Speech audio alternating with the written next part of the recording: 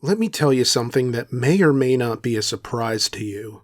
Stellantis has been having a really rough month, not just in terms of production, recalls, and internal strife, but also with regards to their coverage in the news. And yet, despite my lashing of the brand in the most recent Race to the Bottom, link in the description, and despite a whole lot of hand-wringing about the state of automotive media in last month's Roman report, link in the description because apparently my content is like an open drainage pipe for how often it gets plugged, you could argue that Stellantis doesn't always get the fairest shake from automotive journalists. I mean, you could argue this, but how true it is depends on how much leeway you're willing to give to a brand who continues to spin 1,000 different plates in the air, despite never being known for their equilibrium. And one thing is unfortunately clear for Stellantis. Even their closest allies are pretty much over it. Because really, you can only be asked so many times to trust in the vision before you start to wonder if the person asking has cataracts.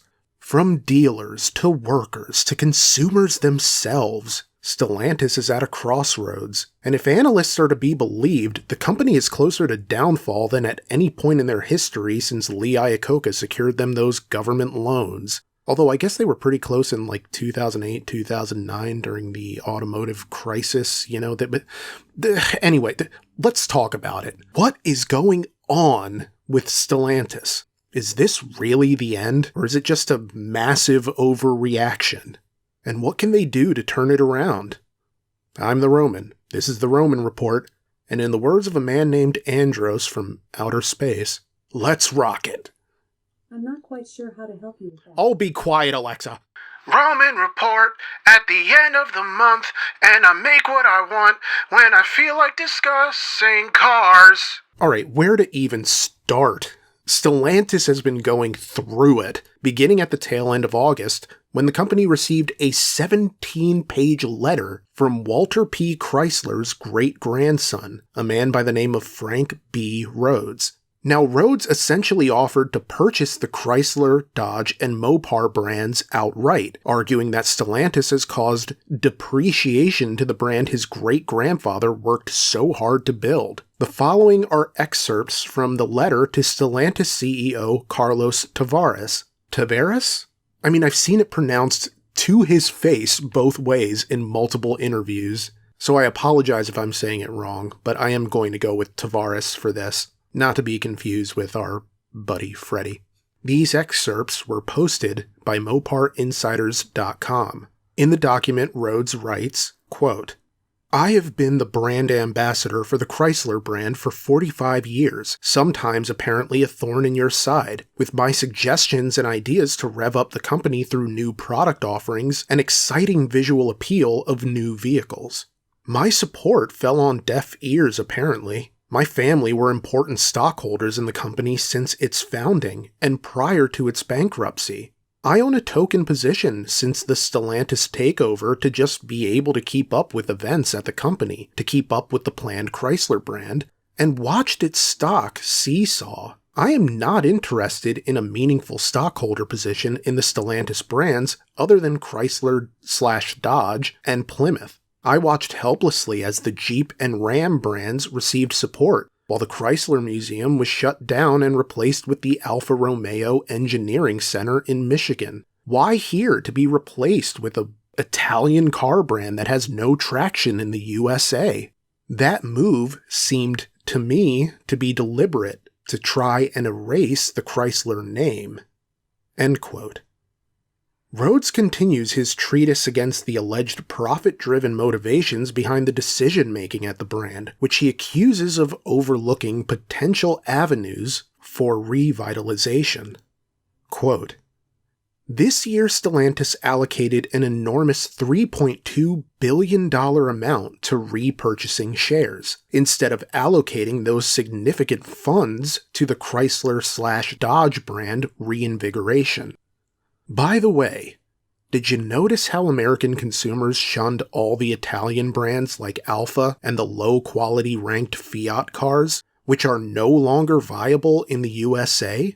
Fiat sold just 605 cars in the USA in 2023. Alfa is struggling to sell a few thousand cars. Right now, there is no Chrysler of Dodge automobile that would be considered to be in the Smithsonian, thanks to the lack of leadership for these iconic American brands. My plan is to make the classic comeback for the Chrysler brands that have waiting buyers and had nothing new to offer. Good for America, for the economy, good for the employees, and just in time for its 100th anniversary. Chrysler Reborn is the plan for 2025. End quote. Now, I think Rhodes captures the sentiment among some Mopar enthusiasts that Stellantis is essentially misguided, but as the document continues, the argument becomes a bit more vociferous, criticizing Chrysler brand CEO Christine Fuel of allegedly accomplishing nothing since she was brought in to revitalize the marque. Hell, Rhodes goes directly at Tavares for hiring her in the first place, and this is where we get into caps lock territory, as Rhodes writes, quote, "There have been no updates to the phenomenal planned potential that was to be unleashed by this brand CEO. Apparently, it is hard to unleash something when no funds are allocated for that process. Where is this auto in the Chrysler lineup? Just a dream?" End quote. He later declares, quote, "Under her leadership, some of the most iconic names and muscle cars such as the Chrysler 300, the iconic Charger in many movies, including Fast and Furious, and the Challenger/Hellcat were also quietly discontinued. All that is left for Chrysler and Dodge dealers to offer are the Chrysler Pacifica and its brother, the plug-in hybrid, considered as soccer moms' cars, and the Durango and Hornet." End quote. And on the subject of the Hornet, it kind of acts as a bellwether for the state of the Stellantis brand as a whole. I recently read an article in the Autopian that says you could have these new for $25,000, and it's indicative of an overstock on dealer lots. These vehicles are not moving, and they're now being priced to move, even new. But these are also cars that don't really have the best reviews from the people who actually do own them. Now, you'd think there'd be a greater potential for profit here because it's more or less a rebadged Alfa Romeo Tonale. At least with an Alfa Romeo, you can say you're driving an Alfa Romeo. But with a Dodge Hornet, can you really do that? Can you really say that and boast about driving a Dodge at a time where the name Dodge has arguably meant less than it ever has in 100 years? Probably not. And look, I could sit here and go through the whole document that Rhodes has written, but I find it more useful to include a link to the full 17-page document in the description, which I've done, so that you can read it for yourself and come to your own conclusions. But for the most part, Rhodes makes his argument for Chrysler returning to the hands of Chrysler enthusiasts who know what consumers want. And maybe he's right, although one would imagine that at some point you have to bring in business people who know how the current state of the auto industry works. You gotta bring in the bean counters, so to speak, to really run the numbers, because this is going to be an overwhelming venture. Whether it's starting a company from the ground up or buying intellectual property and trying to revitalize it. To this end, Rhodes does mention, albeit vaguely, how he plans to actually fund this acquisition, writing, quote, "I will retain legal and financial structuring advisors and consultants, including investment bankers, a lender syndicate, and representatives of the relevant employee groups, the UAW representatives, vendors, suppliers, and dealers to acquire the brand from Stellantis through a newly formed company tentatively called the New Chrysler/Dodge LLC." End quote. However, this still doesn't really tell us what kind of funds Rhodes would be working with here, and running a car company is, of course, far from cheap.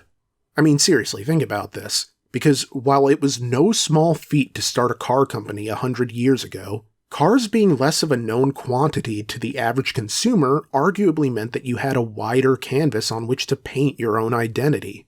One of the freedoms enjoyed by the self-made businessman is rendering your own creation myth, the story of how one individual pulled himself up by his bootstraps and became more than anyone ever thought he could be. But then how many self-made men are truly self-made? It takes a village, in more ways than one. The legacy of Walter P. Chrysler was that of a man who spent time in different facets of the auto industry, working at General Motors, more specifically at Buick, working at Willis, cutting his teeth in the business side of things after spending a good amount of time as an automotive enthusiast, before commanding a hefty sum to pull some bankers out of a bad investment in Willys Overland, and then leveraging that money to acquire Maxwell Motor Company before going solo and wrapping his newly acquired company into his latest venture, the Chrysler Corporation. He would then purchase Dodge and create Plymouth and DeSoto. It was very much a grind to get Chrysler to where it would eventually end up, to reach the heights that it eventually did. Now, I don't know much about Frank Rhodes. He may be a great man. In fact, he may be exactly the guy Stellantis needs, for all I know. But even if he was conclusively 100% proven to be the man that Chrysler needs, people like a known quantity. And for better or worse, I don't think Rhodes would really be given the chance to craft his own story, because people would just see an act of hubris not so different from that in which Stellantis CEO Carlos Tavares is accused of engaging. But hey, this is all sort of a moot point anyway because, big surprise, Stellantis is not interested. In a public statement, the company responded to Rhodes's letter. Quote, Stellantis acknowledges the interest in its North American brands and reaffirms the company's commitment to its entire portfolio of 14 powerful, iconic brands, which were each given a 10-year time frame to build a profitable and sustainable business. Like the Jeep and Ram brands, Chrysler and Dodge are at the forefront of Stellantis' transformation to clean mobility, benefiting from the group's cutting-edge technology and scale. The company is not pursuing splitting off any of its brands. End quote.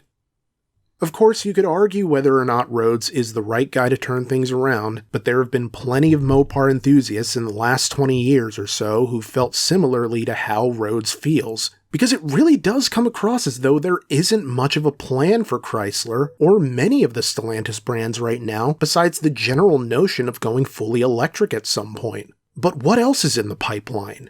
Not to keep shamelessly plugging, but I go into this a bit in my video about the dire state of the sedan market. And Chrysler is one of those brands who has seen its sedan legacy eroded, if not altogether eradicated in recent years. And this includes muscle cars and other mainstays of the Stellantis brands. A decade ago, it would have been unthinkable to imagine a world where gas-powered versions of the Charger and Challenger were no longer being produced. Yet here we are, as you see a lot of conventional wisdom blaming all sorts of factors. Maybe it's the government imposing fuel economy requirements that no Charger or Challenger could possibly meet, short of being an electric vehicle. Maybe it's consumers who just aren't showing up for these vehicles. Maybe it's the dealers going rogue and participating in markups and price gouging measures that ward away potential customers interested in buying these cars. Maybe it's the workers themselves, as quality control is as much about human input as it is about the mechanical integrity of the assembly line equipment. But it almost feels like a skeleton operation at this point, minimizing production to cut costs and running a much leaner company to increase profit margins so that the cars they do make are bringing in more than they cost to produce. I would theorize that the desire to make the most money with the least financial commitment is why the initial Fiat merger made sense, because it provided a larger platform for Fiat in the United States and offered Chrysler a more diverse portfolio, or if nothing else, the opportunity to market rebadged Fiats to American consumers, stuff like the Jeep Renegade. But if this approach was working at a widespread level, you'd think you'd have fewer people publicly condemning Carlos Tavares for the job he's doing. The man has been CEO since 2014, yet you don't really hear as much praise for him as you do criticism. You would almost think he was a Carlos Ghosn type from how he has people speaking about him. Case in point, Frank Rhodes isn't the only person who feels like Tavares is blowing it. Believe it or not, Tavares did not just get one letter in the past month calling him out, he got two.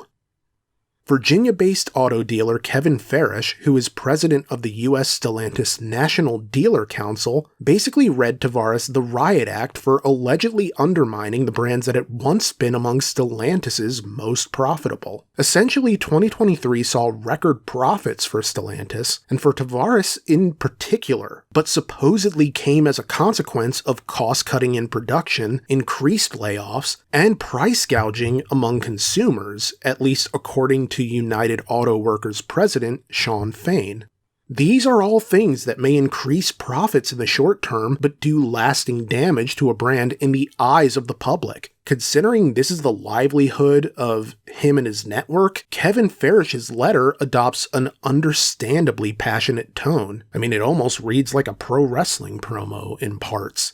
In the letter, dated September 10th, and co-signed by the vice chairman, secretary, and past chairman of the council, Farish writes, quote, Mr. Tavares, we are writing this letter on behalf of the entire U.S. dealer network and its employees. The intent of this letter is to sound an alarm to not only you, but to the Stellantis board of directors, your employees, your investors, and your suppliers. For over 2 years now, the U.S. Stellantis National Dealer Council has been sounding this alarm to your U.S. executive team, warning them that the course you had set for Stellantis in the U.S. was going to be a disaster in the long run. A disaster not just for us, but for everyone involved. And now, that disaster has arrived.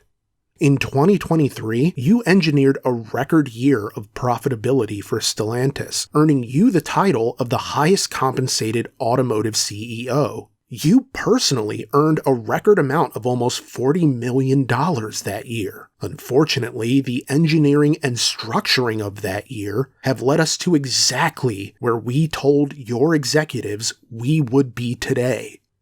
The reckless, short-term decision-making to secure record profits in 2023 has had devastating, yet entirely predictable consequences in the U.S. market. Those consequences include the rapid degradation of our iconic American brands. Brands like Jeep, Dodge, Ram, and Chrysler that have over a century of history in America. The market share of your brands has been slashed nearly in half. Stellantis stock price is tumbling, plants are closing, layoffs are rampant, and key executives fleeing the company.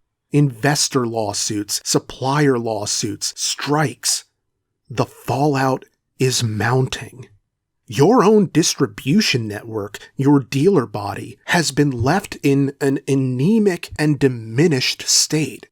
Unfortunately, these are just the consequences we feel today. The drastic market share downturn will have a long, lingering, painful fiscal impact on your parts manufacturing business for many years to come. The pain will not be confined to the company and its investors. Your dealer network, their employees, your suppliers, and most of all, your own workforce, everyone will suffer the consequences of these disastrous choices. The bill has come due for the decisions you made to engineer those profits in 2023, and your attempt at a soft landing on the backs of your employees, your dealers, and your suppliers is frankly just wrong. We did not create this problem. The federal government did not create this problem. The UAW did not create this problem. And your employees did not create this problem. You created this problem.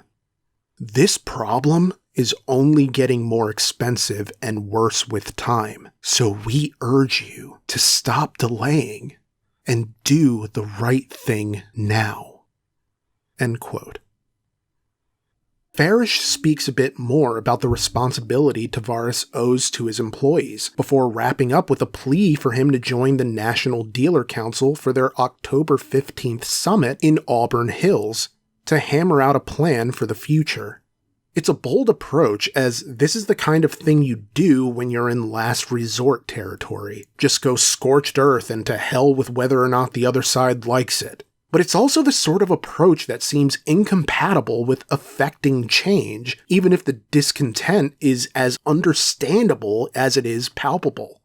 Yet the business world often turns on the side of the story that not everybody knows about. Perhaps there's a good reason for the choices Stellantis has made in the past 10 years. Or maybe it's a case of the company's latest plan not having had enough time to take effect just yet. That appears to be the excuse that Stellantis is going with, as they fired back with their own letter, noting that they'd already begun implementing an action plan with their dealers in August, a month which saw a 21% sales increase over July and a 10% reduction in dealer inventory. So maybe calling it an excuse is wrong, it's more of a rationale. They also struck back against the combative tone of Farish's letter, since apparently as they read along, their inner narrator's tone had more bass than Geddy Lee. Quote, "At Stellantis, we don't believe that public personal attacks, such as the one in the open letter from the NDC president against our CEO, are the most effective way to solve problems.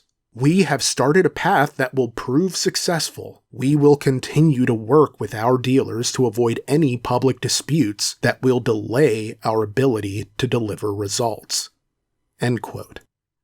With all of this back and forth, this doesn't really feel like a company that has another K car in them, or another minivan-esque reinvention that hits upon the zeitgeist. If anything, it feels like the company is struggling with both public perception and generating enthusiasm for the products they're already making. This month, Jalopnik, citing findings by CarEdge, noted that half of the 10 slowest selling cars in America are Stellantis vehicles, including the aforementioned Dodge Hornet, the Jeep Grand Wagoneer, the Maserati Grecale, and the aptly named Wagoneer L. And the news would somehow, improbably, impossibly get worse. Because now hard times weren't just hitting their unpopular cars, but their more successful ones as well.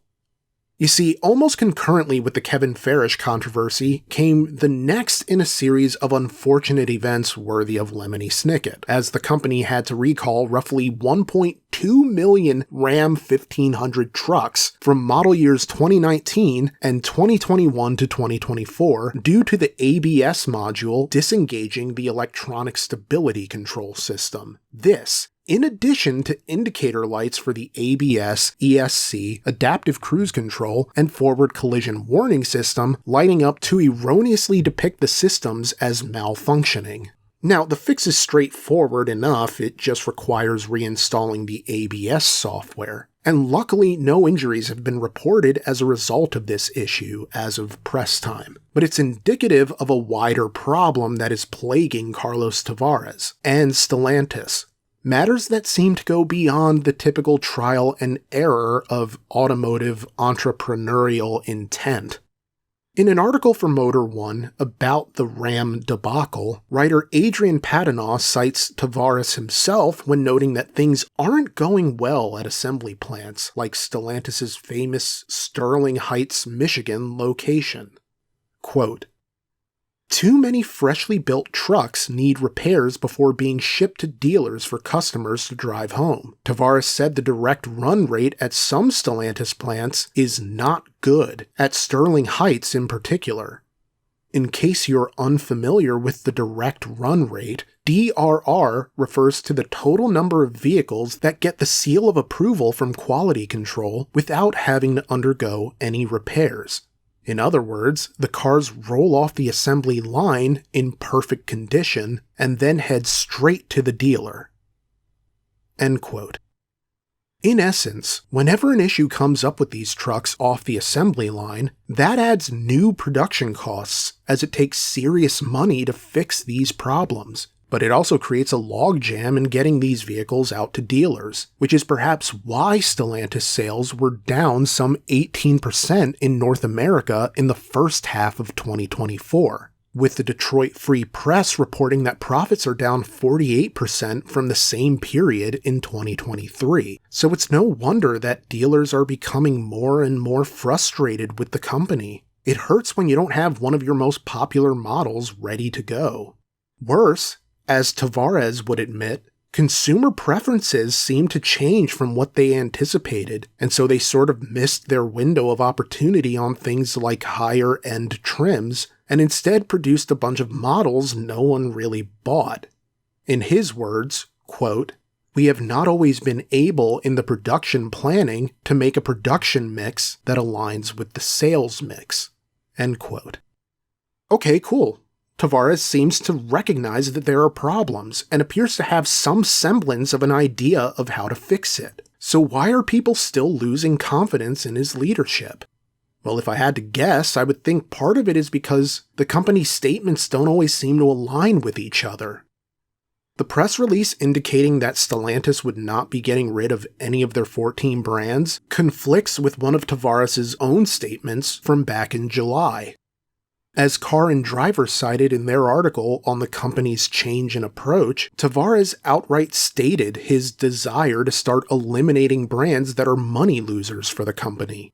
Quote, "The company's performance in the first half of 2024 fell short of our expectations, reflecting both a challenging industry context as well as our own operational issues. If they don't make money, we'll shut them down. We cannot afford to have brands that do not make money." End quote. Speculation is that this could spell trouble for the more European-aligned, lower-volume brands like Maserati and Fiat, but it seems just as likely that those brands could end up becoming more expensive on the retail market as a way of offsetting increasing production costs. But who's to say? Now, this is the point where I had to pivot because as I was recording this initially, we got some breaking news and I had to go back into the script to account for this, but this literally never happened for the Roman Report before. Now, when I was initially recording this, it was Monday, September 16th, and 2 new reports had just dropped that reflected even more bad times for Stellantis. First is that, in addition to the aforementioned Ram recall, some 32,862 Jeep vehicles are now also being recalled due to technical issues with the instrument panel. As the recall report states, the instrument panel, quote, "may experience an internal short circuit and fail," end quote. The recall report shows this primarily affecting model year 2018 to 2024 Jeep Wranglers and model year 2020 to 2024 Jeep Gladiators equipped with the 3.5-inch instrument panel cluster. It doesn't appear as though any injuries have been reported, so that's a bit of good news, but that's pretty much the only good news, because no sooner does this drop than we now get reports that the United Auto Workers Union has filed a lawsuit against Stellantis. This is the second half of our breaking news, because the UAW is citing unfair labor practices and accusing the company of breaking its contract by moving Dodge Durango production outside the United States.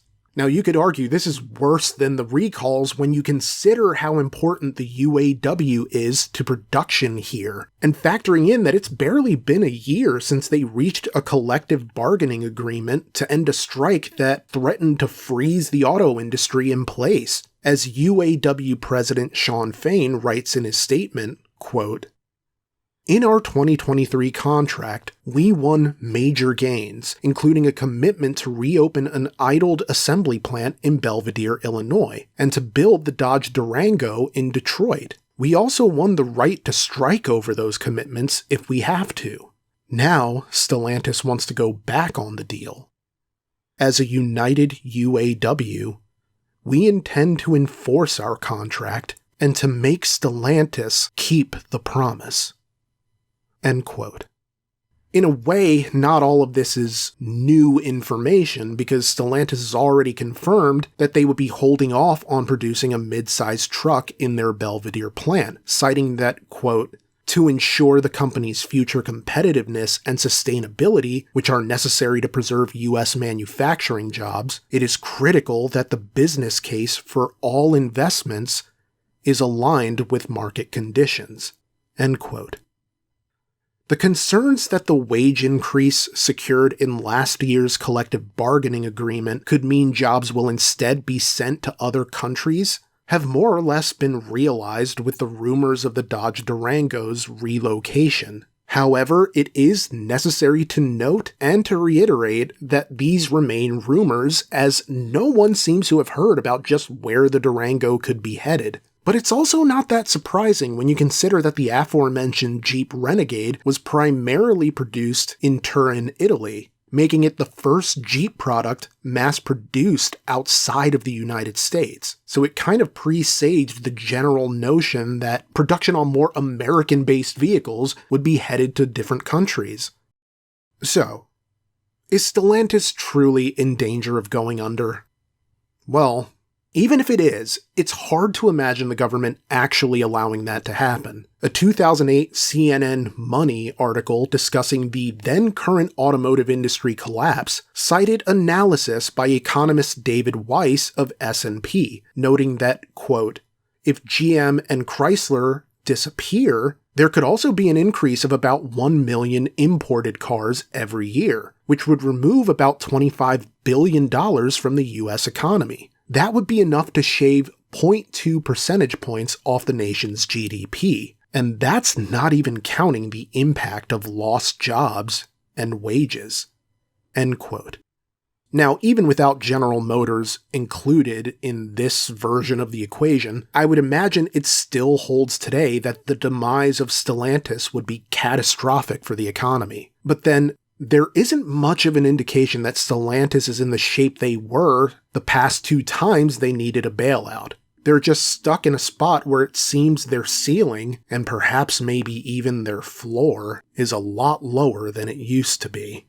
But what can Stellantis actually do to turn this around? While I don't feel like I necessarily have a complete enough picture of Tavares' leadership style to make a conclusive judgment on whether his stepping aside would actually improve the company's fortunes, the limited picture I do have would seem to suggest that something is not clicking with his leadership style, to the extent that his own allies view him as more of a liability than an asset. If nothing else, his leadership is hurting the company in the eyes of the public. So now you're essentially waging a war on 2 fronts. You need the cars to actually be good enough to sell, and you also have to defend the choices of the man in charge.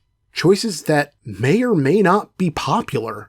The end result is that you have this miserable combination of declining sales, eroding consumer confidence, seemingly poor quality control, and nothing in the pipeline to really excite people.